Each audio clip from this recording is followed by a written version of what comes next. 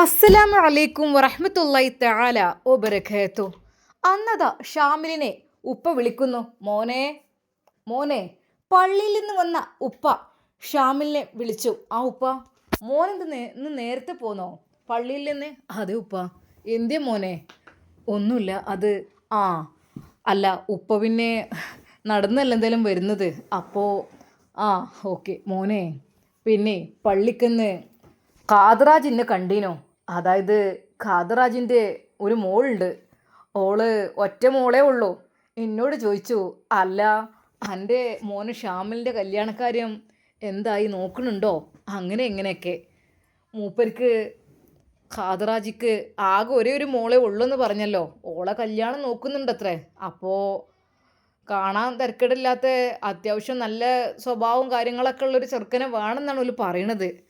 ഇന്നെ കണ്ടപ്പോൾ എൻ്റെ അടുത്തേക്കാണ് വന്നത്. ഞമ്മക്കെന്നാ പുറത്തൊക്കെ കൊടുക്കണ്ടല്ലോ. പുറത്തൊക്കെ കൊടുക്കും വേണ്ട, ഉള്ളിൽ നല്ല ചെക്കന്മാർ ഉണ്ടാവുമ്പോൾ പിന്നെ മറ്റുള്ളവരെ നമുക്ക് വിശ്വസിക്കാൻ പറ്റാത്ത കാലല്ലേ എന്ന് പറഞ്ഞ് എൻ്റെ അടുത്തേക്ക് വന്നിക്കണ്. എന്തേ മോൻ്റെ കല്യാണം ഉണ്ടാക്കുകയാണെങ്കിൽ നമ്മളെ മോളൊന്ന് കാണാൻ വരുമോ എന്ന് ചോദിച്ചിട്ടുണ്ട്. എന്നാൽ ഷാമിൽ ഒരു നിമിഷം ഞെട്ടി. ഉപ്പ, ഖാദറാജിൻ്റെ മോളൊക്കെ വിവാഹം കഴിക്കാൻ മാത്രം? എടാ അന്നെ ഒരു കണ്ടക്കണ്. അന്നെ കണ്ട് എന്താ അറിയില്ല, അന്നെ വല്ലാണ്ട് ഇഷ്ടപ്പെട്ടിക്കണെന്ന് പറഞ്ഞത്. ബാപ്പ, നമുക്ക് തന്നെ ഈ ഗൾഫിൻ്റെ പണമാണുള്ളത്. ഞാൻ ഗൾഫിലേക്ക് പോകുന്നുണ്ട്, വരുന്നുണ്ട്. അല്ലാതെ ഇവിടെ ഇപ്പോൾ കാര്യമായിട്ട് നമുക്ക് ഒന്നുമില്ല. അവരെന്നൊക്കെ പറഞ്ഞാൽ വലിയ സ്വത്തും മുതലുള്ള ആൾക്കാരല്ലേ. അവരൊക്കെ നമ്മളെ വീട്ടിക്ക്. മോനെ എന്താ ചെയ്യുക? അങ്ങനെ പറഞ്ഞു മൂപ്പര്. അന്നെ ഒരു പലവട്ടം കണ്ടിട്ടുണ്ടത്രേ, പള്ളിക്കൊന്ന് കണ്ടിട്ടുണ്ട്, എല്ലായിടത്തുനിന്ന് കാണുന്നുണ്ടല്ലോ. ഇപ്പോഴത്തെ ചെറുക്കന്മാരൊന്നും വിശ്വസിക്കാൻ പറ്റൂരല്ലോ. എല്ലാവരും കള്ളും കഞ്ചാവുമായിട്ട് നടക്കുകയാണ്. കള്ള്, കഞ്ചാവ്, MDMA അങ്ങനെ പറഞ്ഞ ഓരോ സാധനങ്ങൾ. പിന്നെയെന്ന് വെച്ചാൽ ഒരു ഭക്തിക്ക് ഒരു കുട്ടി പള്ളിക്കൊക്കെ ഒരു ജമാഅത്തിനൊരു നേരത്തിന് ഉണ്ടാവില്ല. എൻ്റെ കുട്ടി 5 നേരം മുടക്കലില്ല. അതെനിക്ക് നന്നായിട്ടറിയാം. അതൊക്കെ ഇപ്പോൾ കണ്ടറിഞ്ഞിക്കാണ്ട് പെൺകുട്ടികൾ രക്ഷിതാക്കൾ പഴയ പോലൊന്നല്ല. ഇപ്പോൾ എന്ന് വെച്ചാൽ അതൊക്കെ നോക്കണോലുണ്ട്. അങ്ങനെ ഇപ്പോൾ പേടിച്ചാലില്ല. 5 ഭക്തി നിസ്കരിക്കലും അച്ചടക്കത്തോളൊരു ജീവിതവും കാര്യം ഉണ്ടെങ്കിൽ ആ പെണ്ണ് രക്ഷപ്പെട്ടു. കുറേ സ്വത്തും മുതലും സമ്പത്തും ഉണ്ടായിട്ട് കാര്യമില്ലല്ലോ. എത്ര സ്വത്തും മുതലും സമ്പത്തും ഉണ്ടെങ്കിലും ഇവർ ഈ മയക്കുമരുന്നിൻ്റെ അടിമകളായിട്ട് 4 കാലിലേക്കാരം പെരീക്ക് വരിക. പിന്നെ അതുമല്ല, അങ്ങനെ ആ കഞ്ചാവിൻ്റെ ഇതിലൊക്കെ ഇങ്ങോട്ട് പെട്ട് കഴിഞ്ഞാൽ വല്ലാത്തൊരു അവസ്ഥ. പിന്നെ ആ കുട്ടി ഒരിക്കലും സുരക്ഷിതമില്ല. പിന്നെ ഉമ്മ ഏതാ, പെങ്ങളേതാ, ബാപ്പ ഏതാ, അനിയനെ തിരിച്ചറിയില്ലല്ലോ. അവർ വേറൊരു ലോകത്തല്ലേ. പടച്ച റബ്ബ് കാക്കട്ടെ. ബാപ്പാൻ്റെ കുട്ടി എങ്ങനെയാണെന്ന് ഓൽക്കൊക്കെ അറിയാം. അതുകൊണ്ട് തന്നെ ഖാദറാജിയെ ചോദിച്ചതിന് ഞാൻ പറഞ്ഞു, മോനോട് ഞാൻ ചോദിച്ചിട്ട് ഉത്തരം പറയാം എന്നുള്ളത്. എന്നാൽ ഷാമിലിനൊരു നിമിഷം, ബാപ്പ ഞാൻ പറഞ്ഞില്ലേ, എനിക്ക് ഇപ്പോൾ ഗൾഫിലേക്ക് തന്നെ തിരിച്ചു പോകണം. കുറച്ചുകൂടി കാര്യങ്ങൾ ചെയ്യാനുണ്ട്. ഇനി എന്താ മോനെ, വീടായി, കാറായി, സ്ഥലമായി, ഒക്കെ ആയി. ഇനിയിപ്പോൾ എന്താ? പിന്നെ എൻ്റെ പൊങ്ങന്മാർ ചെറിയറ്റങ്ങളാണ്, അറ്റങ്ങളെ കെട്ടിക്കാനേ ആകണുള്ളൂ. അതാവുമ്പോഴല്ലേ ബാപ്പ. എന്നാൽ ഈ സമയമായപ്പോഴേക്കും അതാ അവൻ്റെ ഫോണിലേക്ക് ഒരു കോൾ വരുന്നു. അല്ല, കുഞ്ഞോളാണല്ലോ. ഹലോ താത്ത. ആ എടാ, നീ അവിടെ ഇല്ലേ? ഞങ്ങളോട് വരുന്നുണ്ട് കേട്ടോ. ആയിക്കോട്ടെ, ഓക്കെ ഓക്കെ. ആരാടാ? അത് ഇത്താത്തയാണ്, കുഞ്ഞോള്. അത് ശരി. ഇപ്പം എന്ത് രാവിലെ തന്നെ ഇപ്പോൾ ഇത്? എന്നാൽ അത് പറഞ്ഞ് നാവെടുത്തില്ല. അപ്പോഴേക്കും അതാ കാറ് മുറ്റത്തേക്ക് വരുന്നു. പഠിച്ചോനെ, എൻ്റെ പെണ്ണും കുട്ടികളും വന്നേക്കണ. പഠിച്ച റബ്ബേ. മക്കളെ വരി. അല്ല ഇരിക്കി. എന്നാൽ കാറിൻ്റെ ശബ്ദം കേട്ടപ്പോൾ അടുക്കളയിൽ നിന്ന് ഉമ്മയും എത്തി നോക്കുന്നുണ്ട്. പഠിച്ചോനെ, ആരാ ഇത്? കുഞ്ഞോളെ വാ മോളെ, കയറിക്കോ. പഠിച്ചോനെ. ഉമ്മ അസ്സലാമു അലൈക്കും. വലൈക്കും അസ്സലാം. കയറി വരി, ഇരിക്കി. സ്നേഹത്തോടെ ചെറിയ കുട്ടിയെ അതാ അവർ വാരിയെടുത്തു ചുംബിച്ചു. എമ്പിടെ ഉമ്മമാരുടെ കുട്ടി, എമ്പിടെ. നല്ല മക്കളാണ് കേട്ടോ. എല്ലാം കൊണ്ടും നല്ല. വരി, നിങ്ങൾക്ക് എന്താ വേണ്ടത്? ഉമ്മ എന്താ ഉണ്ടാക്കി തരേണ്ടത്? സ്നേഹത്തോടെ അതാ അവരെ സ്വീകരിക്കുമ്പോൾ അവളുടെ കണ്ണുകളിൽ വെള്ളം നിറഞ്ഞു. ശരിക്കും അവരുടെ മരണപ്പെട്ടു പോയ ഉമ്മയാണ് ആ നിൽക്കുന്നത് എന്ന് അവർക്ക് തോന്നിപ്പോയി. എന്തിപ്പോൾ ഒരു മുന്നറിയിപ്പില്ലാതെ പെട്ടെന്നൊരു വരവ്? അല്ലട്ട് ഇങ്ങോട്ട് വരുന്നേന്നല്ലേ ഞാൻ പറയാ. അങ്ങനെയാണെങ്കിൽ എന്തെങ്കിലുമൊക്കെ ഞാൻ ഉണ്ടാക്കി വെക്കും, ഒന്ന് വിളിച്ച് പറയണ്ടേ നേരത്തെ തന്നെ. അതിനെന്താ ഉമ്മ, ഇവിടെ ഉള്ള കുടിക്കണം, ഉണ്ടാക്കി തിന്നണം, അത്ര തന്നെ. അത് ശരി തന്നെ മോളെ, മോളുടെ വീട് തന്നെയല്ലേ. അതിനെന്താ വെച്ചാൽ മോളുടെ ഇഷ്ടം പോലെ തന്നെയല്ലേ. എന്നാലും നിങ്ങൾ വരുമ്പോൾ എന്തെങ്കിലും വെച്ച് തരാനേ. അല്ലെങ്കിൽ ഷാമിനോട് പറയാം. വേണ്ട, ഞങ്ങൾ ചായയൊക്കെ കുടിച്ച് പോന്നതാണ്. ഞങ്ങൾ മോളെ അപ്പോഴേക്കും ഉപ്പ വിളിച്ചു. ആ ഉമ്മ, ഉപ്പ ഞാൻ ഉപ്പ വരട്ടോ. ഉമ്മയോട് പറഞ്ഞിട്ട് ഉപ്പയുടെ അടുത്തേക്ക് എത്തി. ഉപ്പ, ആ എന്താ മോളെ പെട്ടെന്ന് ഇങ്ങനെ ഒരു വരവ്, ഒന്നും മിണ്ടും പറയും ചെയ്യാതെ. അതിനെന്താ ഉപ്പ, ഇങ്ങോട്ടല്ല. ആ ശരിയാണ്, എന്നാലും മോനെ ഷാമിലെ എന്തെങ്കിലും ഈ പോയി കൊണ്ടെന്ന് അല്ല. അപ്പോഴേക്കും അതാ മരുമകൻ അവിടെ എത്തി. എൻ്റെ പൊന്നുപ്പ, ഞങ്ങൾ ചായയൊക്കെ കുടിച്ചാണ് വന്നത്. ഇപ്പൊ ഒന്നും വേണ്ട, ഞങ്ങൾ ചെറിയൊരു കാര്യത്തിന് വേണ്ട വന്നത്. എന്ത് കാര്യം? കല്യാണ കാര്യത്തിനെ കുറിച്ച് പറയാനേ. ആ മോനെ, ഞാൻ പറഞ്ഞുകൊണ്ടിരിക്കുകയായിരുന്നു ഷാമിലിനോട്. പിന്നെ നമ്മളെ കാതറാജ് ഉണ്ടല്ലോ, കാതറാജിക്കൊരു മോളുണ്ട്. ഓളെന്താ പഠിക്കുക, നഴ്സിങ്ങിന് എന്തൊക്കെ പറഞ്ഞിട്ടുണ്ട്. ആ പെണ്ണ് ഓലെ കല്യാണം ആലോചിക്കുന്നുണ്ട്. അപ്പോൾ ഉപ്പ, ഞങ്ങൾ ആദ്യം നമുക്ക് ഒരു കർത്തവ്യം ഇവിടെ വഹിക്കാനുണ്ട്. അതായത് എൻ്റെ പൊന്നുപ്പ, നിങ്ങൾ ഒരു പക്ഷേ സമ്മതിക്കില്ലായിരിക്കും, പക്ഷെ ഞാൻ കാര്യങ്ങൾ കുറച്ച് പറഞ്ഞ് മനസ്സിലാക്കി തരാം. മക്കൾ പറഞ്ഞാൽ നിങ്ങൾ കേൾക്കൂല അറിയാം. അതായത് ഇവിടുത്തെ ഈ സുലേഖ എളാമ ഉണ്ടല്ലോ, ആ എളാമ അവിടുന്ന് രക്ഷപ്പെടാൻ നോക്കുന്നുണ്ട് എന്നൊക്കെ പറഞ്ഞ് അവർ വരികയാണെങ്കിൽ ഈ വീട്ടിലേക്കായിരിക്കും വരിക. പക്ഷേ വന്നു കഴിഞ്ഞാൽ പിന്നെ ബുദ്ധിമുട്ടായിരിക്കും. അതിനു മുമ്പ് ഈ വീട്ടിൽ എന്തായാലും ഉപ്പാനെ ഉപേക്ഷിച്ച് ഡൈവേഴ്സാക്കി പോയതാണ്. അപ്പോൾ എനിക്ക് പറയാനുള്ളത് എന്താണെന്ന് വെച്ചാൽ, എങ്ങനെയെങ്കിലും അവരെത്തുന്നതിന് മുമ്പ് ബാപ്പ നിങ്ങൾ വിവാഹത്തിന് സമ്മതിക്കണം. മോനെ, നീ എന്താടീ പറയുന്നത്? എനിക്കിപ്പോൾ അതിനൊന്നും അല്ലപ്പാ. വീട്ടിലൊരു നാഥനില്ലാഞ്ഞാൽ ബുദ്ധിമുട്ടാണ്. ഷാമിൽ പോയി കഴിഞ്ഞാൽ പിന്നെ എന്തൊക്കെ തന്നെയായാലും അത് നിങ്ങൾ സമ്മതിക്കുകയാണെങ്കിൽ നമ്മൾക്ക് പെട്ടെന്ന് ഈ ഒരു കാര്യത്തിലേക്ക് കടക്കാം. മക്കളെ, അപ്പോൾ നിങ്ങൾക്കൊക്കെ എന്നെ നോക്കാൻ ബുദ്ധിമുട്ടായിരിക്കില്ലേ? ഉപ്പ, ഒരിക്കലും അങ്ങനെയല്ല.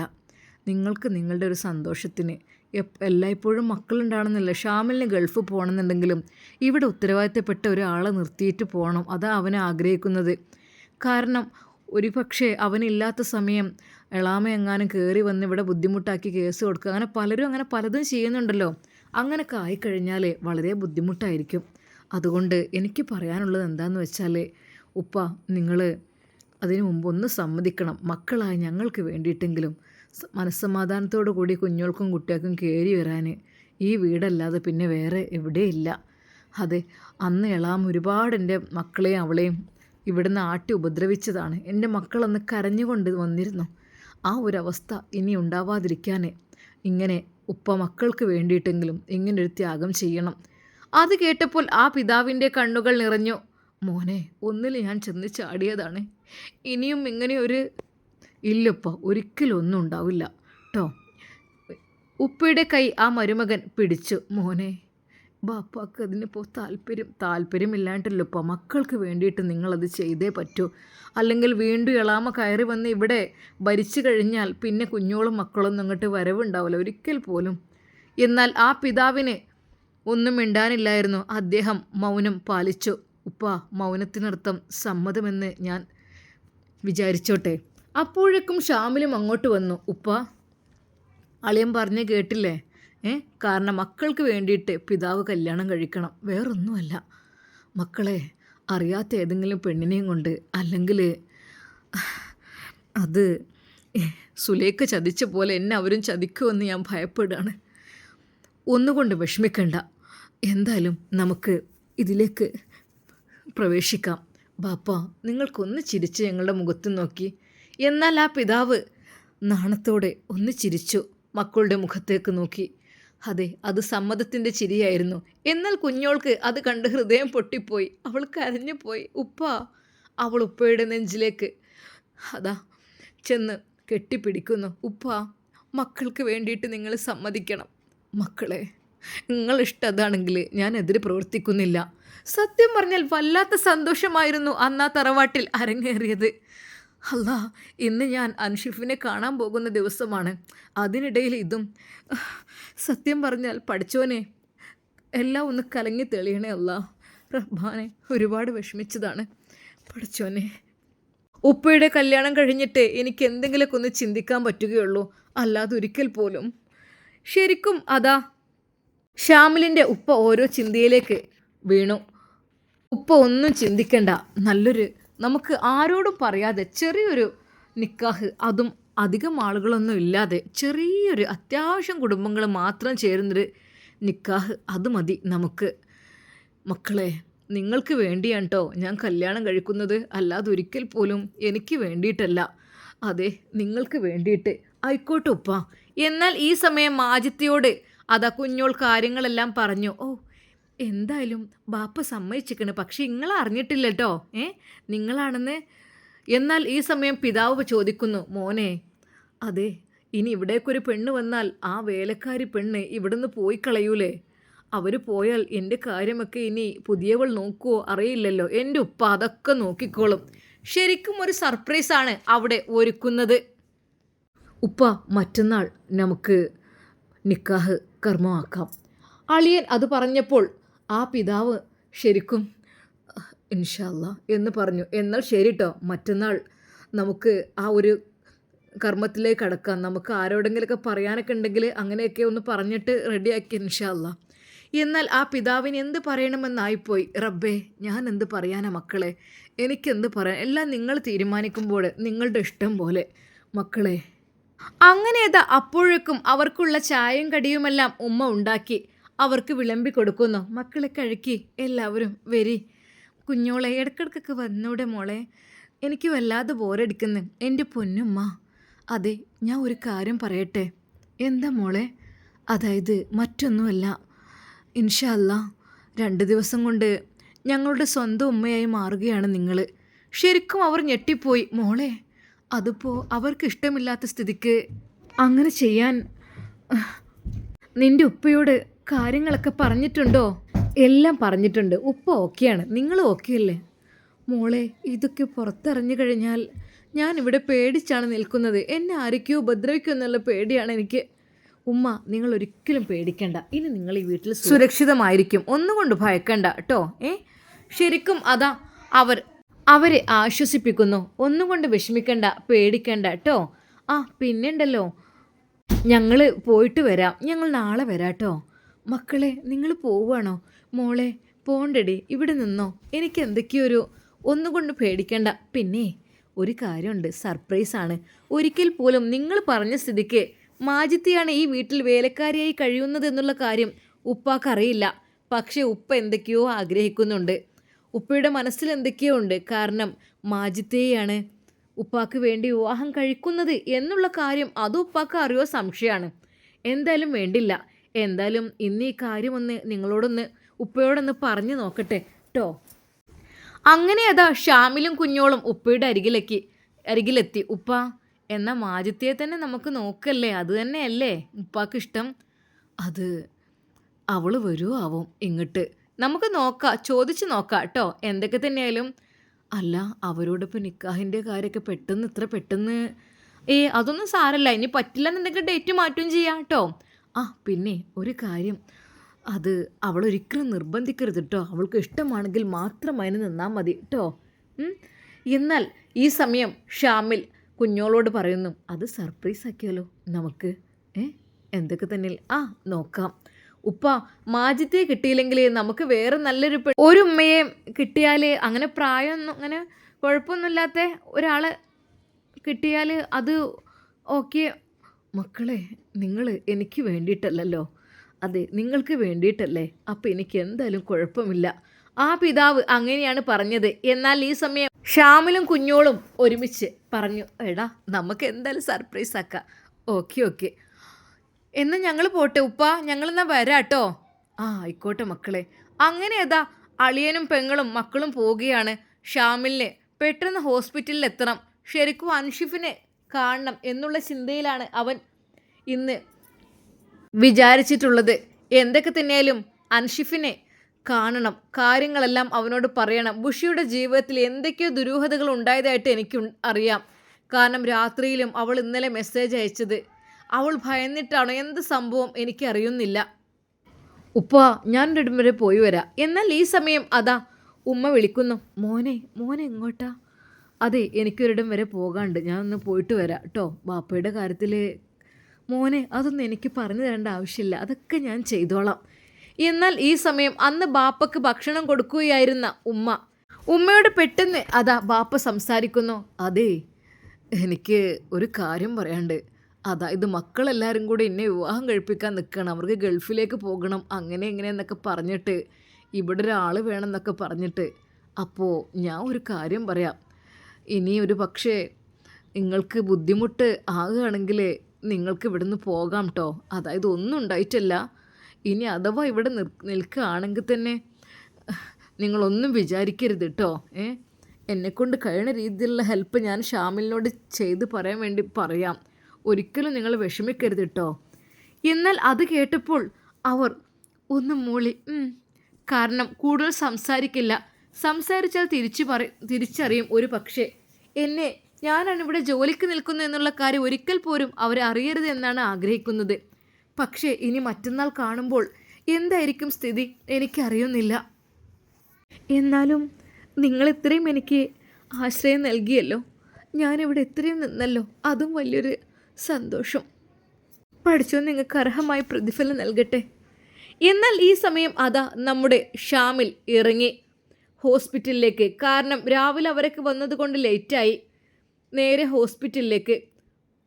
ഹോസ്പിറ്റൽ ലക്ഷ്യമാക്കി പോകുമ്പോൾ അവൻ്റെ മനസ്സിൽ പല പല ചിന്തകൾ ഉണർന്നു. റബ്ബേ അല്ലാ, ഞാൻ എന്താ ചെയ്യുക എനിക്കറിയുന്നില്ല. പക്ഷേ എനിക്ക് ചിലത് പറയാനുണ്ട്. ഒരു പക്ഷേ അത് അൻഷിഫ് എതിർക്കും എന്നുള്ള കാര്യം ഉറപ്പാണ്. പക്ഷേ ബുഷിയുടെ ജീവിതം, അവൾക്ക് എന്തൊക്കെയോ വിഷമങ്ങളുണ്ട്. അല്ലാതെ ഒരിക്കലും അവൾ മെസ്സേജ് അയക്കില്ല. സത്യമായിട്ടും പാവം പെണ്ണ്. റബ്ബേ, എത്ര പ്രതീക്ഷയോടെയായിരിക്കും. പക്ഷെ സിനാന് ഒരു കണ്ണുണ്ട് അവളിൽ, അതെനിക്ക് നന്നായിട്ടറിയാം. എന്നാൽ ഈ സമയം അതാ ഹോസ്പിറ്റലിൻ്റെ ഗേറ്റ് കടന്നുകൊണ്ട് ഷാമിൽ അകത്തേക്ക് കയറി. നേരെ അതാ ഡോക്ടർ അൻഷിഫിൻ്റെ ആ ഒരു ഓപ്പറേഷൻ തിയേറ്ററിൻ്റെ സർജൻ്റെ റൂമിൻ്റെ അടുത്തേക്ക് എത്തി. ഡോക്ടർ അൻഷിഫിനെ ഒന്ന് കാണാൻ പറ്റുമോ? സാർ ഡ്യൂട്ടിയിലാണ്. ഞങ്ങൾ പറയാം. നിങ്ങൾ? അല്ല, അത്യാവശ്യമായിട്ടൊരു കാര്യം സംസാരിക്കുവാനായിരുന്നു. ഓക്കെ. നിങ്ങൾ ആരാണ്? ഞാൻ വൈഫിൻ്റെ ഫ്രണ്ടാണ്. ഓക്കെ. എന്നാൽ ഒരു സർജറി കഴിഞ്ഞ് അടുത്തതിലേക്ക് പ്രവേശിക്കുന്നതിന് മുമ്പ്, സർ, സാറെ കാണാൻ ഒരാൾ വന്നിട്ടുണ്ട്. വൈഫിൻ്റെ ആരോ ഫ്രണ്ടോ ആരാണെന്ന് പറഞ്ഞു. ഒരു നിമിഷം അതാ ഡോക്ടർ അൻഷിഫിൻ്റെ രക്തം തിളച്ചു. എന്നെ കാണാനോ? എന്തിനാ? അത് മറ്റവനായിരിക്കും. ഞാനിപ്പോൾ വരാം. അപ്പോൾ തന്നെ അയാൾ ഗ്ലൗസും മുഖം മൂടിയും മാസ്കും എല്ലാം ഊരി ഒന്ന് ഫ്രഷായി നേരെ അത് പുറത്തേക്ക് വന്നു. എന്നാൽ ഷാമിൽ അവിടെ കാത്തു നിൽക്കുന്നുണ്ടായിരുന്നു. ഷാമിലിനെ കണ്ട അൻഷിഫിൻ്റെ കണ്ണുകൾ കത്തിജ്വലിച്ചു. നേരെ അതാ അവൻ്റെ അടുത്തേക്ക്. നീയാണോ എന്നെ വിളിച്ചത്? അത് സർ, ഞാനാണ്. എന്തിനാ നീ ഇവിടെ വന്നത്? നിനക്കറിയില്ലേ എൻ്റെ കൂടെ ബുഷിയില്ല എന്നുള്ളത്? സർ, ഒരിക്കലും ബുഷിയെ കാണാനല്ല ഞാൻ വന്നത്. എനിക്ക് സാറിനോട് ചിലത് പറയാനുണ്ട്. എന്താണാവോ? സർ, അതായത് ബുഷിക്ക് എന്തെങ്കിലും പ്രശ്നമുണ്ടോ? എന്ത് പ്രശ്നം? നീയായിട്ട് പ്രശ്നം ഉണ്ടാക്കാൻ ഞാൻ മതി. സർ, ഞാൻ നിങ്ങളോട് ബഹുമാന പുരസ്കര ഒരു കാര്യം പറയാണ്. എന്ത് കാര്യാടോ? സാറേ, അതായത് നിങ്ങളുടെ ഫ്രണ്ടില്ലേ സിനാൻ, അവന് നിങ്ങൾ സൂക്ഷിക്കണം. മനസ്സിലായല്ലോ? അതായത് അപകടമാണ്. അവനുമായുള്ള കൂട്ടുകെട്ട് സാറിനത്ര നല്ലതല്ല. എന്നാൽ അത് കേട്ട അൻഷിഫ്, ഓഹോ, നീ എന്നെ പഠിപ്പിക്കാൻ വന്നതാണ്. അപ്പോൾ നീ ഇത്ര നല്ലത് പുണ്യാളൻ അല്ലേ? എനിക്ക് നിന്നെക്കുറിച്ച് പലതും അറിയാം. എന്തിനാണ് പഴയ കാമുകിയെ വീണ്ടും വീണ്ടും കാണാൻ വന്ന് അവളെ നീ ബുദ്ധിമുട്ടാക്കാൻ വേണ്ടി ശ്രമിക്കുന്നത്? നിനക്ക് എന്ത് കാര്യമാണ് അതുകൊണ്ടുള്ളത്? നിനക്ക് എന്താ വേണ്ടത്? നീ അങ്ങനെ ചെയ്യാൻ പാടുണ്ടോ? ഒന്ന് ആലോചിച്ച് നോക്കിക്കേ. ഞാനും അവൾ ഭാര്യയും ഭർത്താവുമാണ്. എന്നിട്ട് പോലും നിങ്ങൾ എന്തിനാ ഞങ്ങളുടെ ജീവിതത്തിൽ ഇടപെടുന്നത്? അതെ, അവൻ്റെ ശബ്ദം കൂടിക്കൂടി വന്നു. Sir, relax, cool down.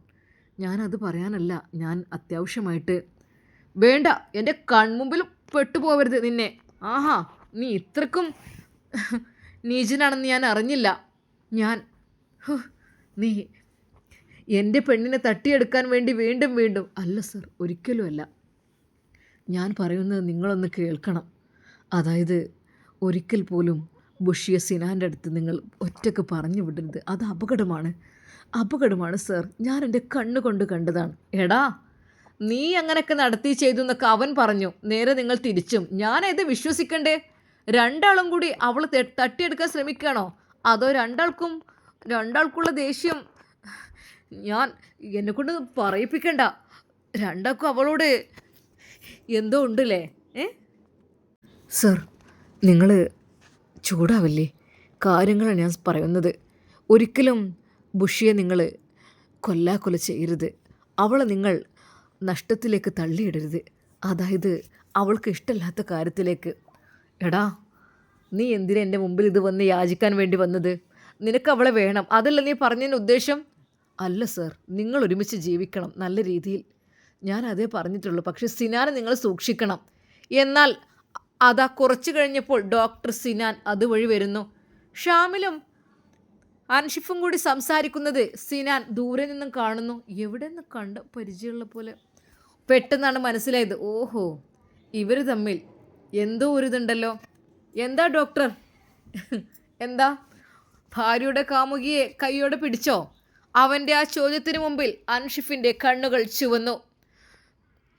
Sir, എന്താടോ, എന്താ ഇവിടെ? കാമുകയെ കാണാൻ വന്നതായിരിക്കും. കാമുകി ഇപ്പോൾ ഡ്യൂട്ടിയിലില്ല മോനെ, പൊയ്ക്കോ. അല്ലാതെ പിന്നെ വേറെന്തിനാ നീ വെറുതെ വന്നത്? എടാ, നിന്നെ ചതിച്ചിട്ട് കൊണ്ടാവാൻ നിൽക്കാണ് അവളെ, കരുതിക്കോ. ശരിക്കും അതാ ഡോക്ടർ സിനാൻ്റെ ആ വാക്കുകൾ കേട്ട് അൻഷിഫ് ഒരു നിമിഷം ഞെട്ടി. അതേ, പതുക്കെ അവളെ സ്വന്തമാക്കാനുള്ള പ്ലാനിങ് ആണ്. ഇവൻ അവളുടെ കാമുകയായിരുന്നു. അവർ ഒരുമിച്ച് ജീവിക്കാനും കൊതിച്ചതായിരുന്നു. പക്ഷേ ഒന്നും നടന്നില്ല. ഇപ്പോഴവൻ വീണ്ടും പിന്നെ അൻഷിഫ് നിന്നെ മുതലെടുക്കും. നിന്റെ കഴിവുകേട് അവൻ അറിയും. നിന്റെ കഴിവുകേട് അറിഞ്ഞതിന് ശേഷമാണ് അവൻ നിന്റെ പിന്നാലെയും അവളുടെ പിന്നാലെയും നടക്കുന്നത്. കരുതിക്കോ. കഴിവുകേടോ? കഴിവുകേട് ശരിക്കും എന്താണ്? എനിക്ക് എടാ, അവനെ വേഗം പറഞ്ഞയച്ചോ. ഇറങ്ങിപ്പോടാ എൻ്റെ കൺമുമ്പിൽ നിന്ന്. നീ എൻ്റെ ബുഷിയെ തട്ടിയെടുക്കാൻ വന്നതാണല്ലേ? ഇറങ്ങിപ്പോകാനാ പറഞ്ഞത്. ശരിക്കും അൻഷിഫിൻ്റെ ആ ഒരു ശബ്ദം കേട്ട് ഞെട്ടിപ്പോവുകയായിരുന്നു ഷാമിൽ. അതെ, ഞാനൊരിക്കലും ബുഷിയെ തട്ടിയെടുക്കാനല്ല എൻ്റെ ഉദ്ദേശം. പക്ഷേ ബുഷിയെ രക്ഷിക്കണം സിനാനിൽ നിന്ന്. ശരിക്കും സിനാനെക്കുറിച്ച് ഷാമിൽ അത് പറഞ്ഞപ്പോൾ അൻഷിഫിന് ദേഷ്യമാണ് വന്നത്. നിങ്ങളുടെ കള്ളത്തരങ്ങളൊക്കെ ഞാൻ അറിഞ്ഞു കഴിഞ്ഞു. ഇനിയും നീ എന്നെ കൂടുതൽ ദേഷ്യം പിടിപ്പിക്കരുത്. അതെ, കൊന്നു കളയുന്ന ഞാൻ. ഇറങ്ങിപ്പോകാൻ മുമ്പെന്ന് നല്ലത്. എന്നാൽ അൻഷിഫ് വളരെയധികം ദേഷ്യത്തോടെ അതാ ഷാമിലിൻ്റെ നേർക്ക് വരുന്നു. എന്നാൽ സിനാൻ പറഞ്ഞു, വേണ്ട, അവനൊന്നും ചെയ്യണ്ട. അവൻ്റെ ഇഷ്ടം നേടിയെടുക്കാൻ വന്നതാണ്. എന്തിനാടാ അവൻ്റെ കാമുകിയെ നീ തട്ടിയെടുത്തത്? അതല്ലേ പ്രശ്നമായത്? അതല്ലേ അവനക്ക് ദേഷ്യം? എന്നാൽ അത് കേട്ടപ്പോൾ അതാ ഷാമിലിനെ ദേഷ്യം ഇരിച്ചു കയറി. സാറേ, നിങ്ങൾ അനുഭവിക്കും, നോക്കിക്കോ. ഇവൻ കൂടെ ഉള്ളിടത്തോളം കാലം നോക്കിക്കോ. പക്ഷേ ബുഷി എൻ്റെ പെങ്ങളുടെ സ്ഥാനത്താണ് ഞാൻ അവളിപ്പോൾ കാണുന്നത്, അല്ലാതെ മറ്റു രീതിയിലല്ല. അവളെ ഒരാൾ പോലും, പ്രത്യേകിച്ച് അൻഷിഫ് അല്ലാതെ മറ്റൊരാൾ പോലും തൊടുന്നത് എനിക്ക് ഇഷ്ടമല്ല എന്നും പറഞ്ഞുകൊണ്ട് ഷാമിൽ അതാ അവിടെ നിന്ന് ഇറങ്ങുന്നു. എന്നാൽ ഈ സമയം അതാ സിനാൻ്റെ മനസ്സിൻ്റെ ഉള്ളിൽ ദേഷ്യം കത്തിജ്വലിച്ചു. ഇല്ല, അവന് വിടാൻ പാടില്ല. എന്തൊക്കെയോ അവൻ കണ്ടറിഞ്ഞ് മനസ്സിലാക്കിയിട്ടുണ്ട്. അവനാണ് എൻ്റെ എല്ലാം മുടക്കുന്നത് എന്ന് തോന്നുന്നു.